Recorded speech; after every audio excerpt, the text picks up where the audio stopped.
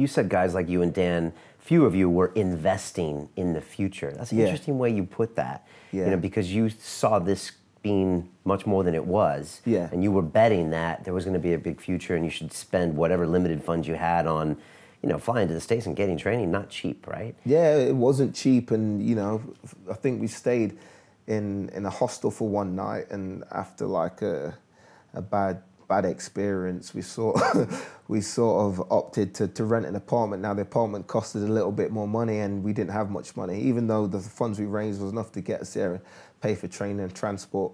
Once we'd got this apartment, we pretty much had nothing left.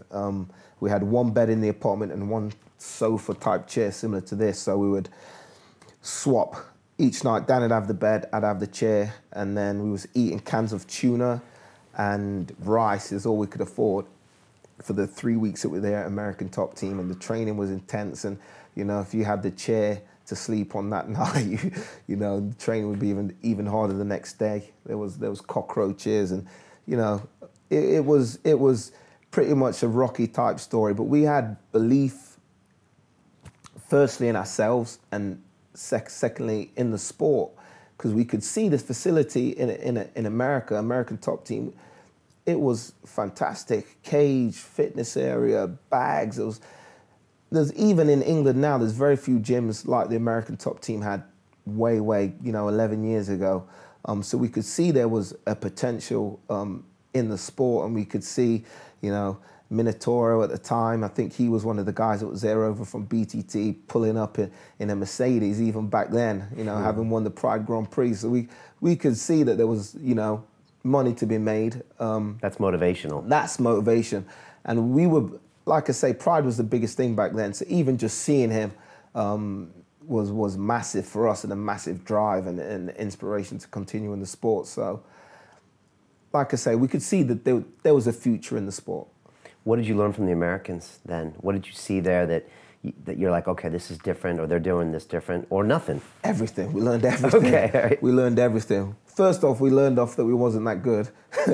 Even though we was beating people up in the UK, we learned we really wasn't that good. We learned, you know, I credit a lot to American Top Team, and I've said this before, and every time I see Labora, I always thank him for allowing us to train there.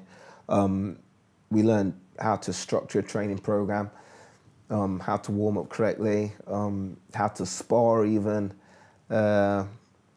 everything. How about to go about business, you know, sponsorships and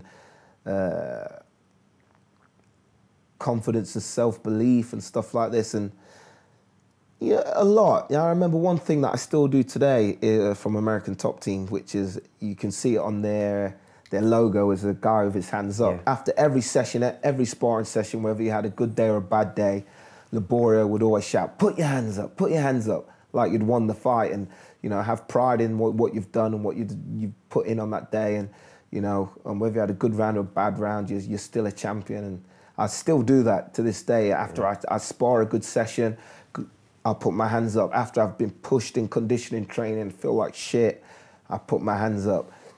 If I've had a bad sparring session, you know, I still have that pride. You know, I'm in here.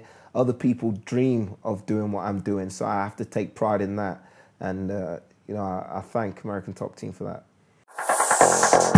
Continue watching this fascinating conversation for free by clicking on the link below to visit our website, learn from the best minds in the world, and connect with a community of passionate people building the best versions of themselves. Just click on the link below, and I'll see you on the inside.